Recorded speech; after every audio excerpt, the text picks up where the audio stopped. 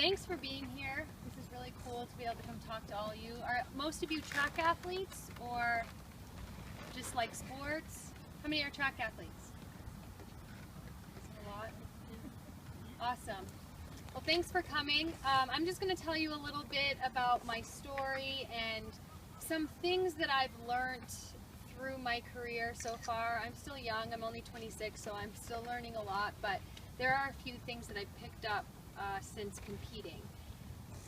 Like the introduction said, I grew up in Humboldt, and I did a lot of sports when I was younger. I loved soccer and volleyball.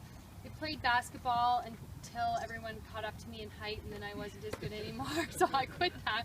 And I loved soccer. I was fast, so I enjoyed just like running, and volleyball, just jumping and playing that. And track and field, I started that in grade 7. And I don't know if any of you have ever been out to Munster track, but it's like a dirt track. Yes. And that's where I did all of my track meets in high school to get to the provincial meets. And I remember my parents always saying, be careful, don't hurt yourself, because there were like potholes and sand, and the long jump board like stuck up literally this much from the runway. So they were like, pick up your feet and don't trip on that.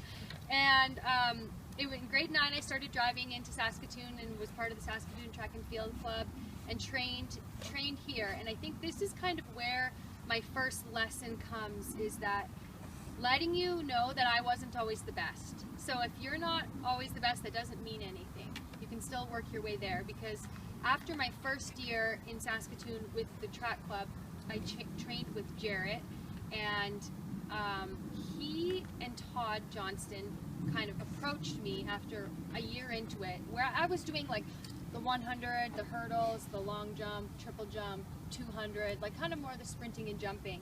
And I was competing in the indoor meets and some of the outdoor meets, and I was getting like 4th, 5th, 6th place. And I think knowing the kind of person I was, I think they knew she's probably not going to be satisfied with just doing that. So we have another opportunity for her. And they approached me and said, you're just kind of average at everything. We think you should do the heptathlon. And I remember being like, what's the heptathlon? Like, I had no idea what that was. So they started telling me the events, and I was like, you want me to throw? Like, I was blown away. And then they told me the 800, and I put my foot down. I was like, I'm not doing that. There's no way I'm doing that. This is stupid. And they're like, well, you do 3 or 4 of the 7 events anyways. Like, we think you have a real chance in this. No way. I went home, I was driving home with my parents, and I cried the entire way home. And I still am, but I was a really fiery, aggressive little girl, and I was like, this is stupid, they don't know what they're talking about, I'm not doing it. My parents were trying to tell me, like, Brianne, just give it a try. What's the worst that can happen? You don't like it, or you aren't good at it, and then you just go back to what you were doing. So I still put my foot down. I wasn't doing it. So the next day, the next week, I went into Saskatoon, and they cornered me again, and they said, you train for the heptathlon for 1 year, and you'll make the World Youth Team.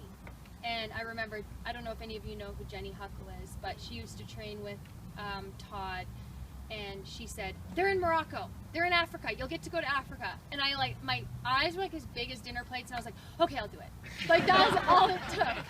And so I started doing the heptathlon, and I had to learn high jump in the throwing events in the 800, and I sucked at the throwing events, and I sucked at the 800, and I picked up high jump fairly quick, but I think that's just because I was used to jumping and stuff. So I did that, my very first heptathlon. I had tears in my eyes the last 200 of the 800, and I was saying, like, there's something wrong with my calves. I had never felt lactic acid in my life. So I can't, but I kind of fell in love with it at that point, and I never turned back. That's when my heptathlon career started. And from there was, I made the World Juniors the next year, and the Pan Am Juniors after that, and I was never the kid that wanted to go to the Olympics.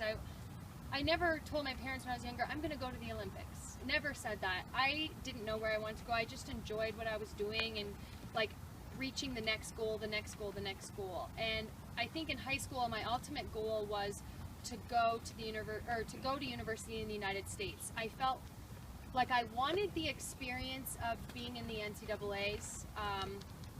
And I found Oregon. I went on a visit to Oregon, and it was just incredible there. Like the facilities and the coaches and the people. And so I went to school there I actually competed for them for 5 years, and it was at Oregon that all of my Olympic aspirations were born. It was just like this motivating situation. The community was crazy involved in track and field, and they host the Olympic trials every 4 years. So to be able to sit there and watch these athletes compete at the Olympics was unbelievable. Like that's kind of when I was like, you know what, I'm going to go to the Olympics. I want to go to the Olympics. This is really cool. And I just fell in love with the sport more and more, like every day. And I think that the biggest thing that I've learned out of this whole thing, and people always ask me, what are you going to do after track and field? I'm like, I don't know, because I refuse to do anything that I don't love, because I love what I do so much, and I can't imagine going to a job that I don't love. Like first of all, I don't think I could have a boss, because right now I feel like I'm my own boss. I don't have to answer to anybody. So yeah, no, I'm his boss. It always does. Yeah. So I don't know what I want to do, but that's kind of what I always tell kids is you have to find something that you enjoy doing and just keep doing it, because that's what will make you happy in life. And it doesn't matter what it is, like if it's science, or if you want to be an astronaut, or if you love track and field, or if you like to if you play an instrument, just keep doing it, because I think that ultimately in life is what's important. It's what you enjoy doing. Just find something you enjoy. My sister, it's funny, my sister just finished school and she's a nurse, and she has a couple of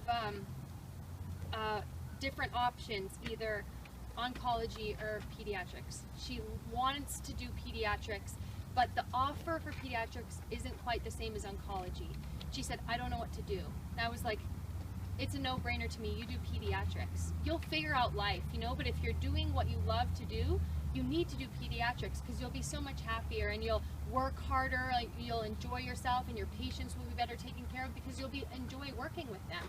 And it'll grow, like you'll find yourself a job, a permanent job or whatever. And I think just knowing that, how important it is to find something you love and just do it, and don't listen to what people tell you. Listen to your gut. If it's what you feel like you should be doing, then you should be doing that. So that's my main message to you guys. It's scary sometimes, but you know, putting in, dedicating my life to something for 10 years and not knowing if it's going to work out is scary. But I love it so much, and it's just worth the risk to me. So I hope sometime in your life you guys take a risk for something that you enjoy doing too.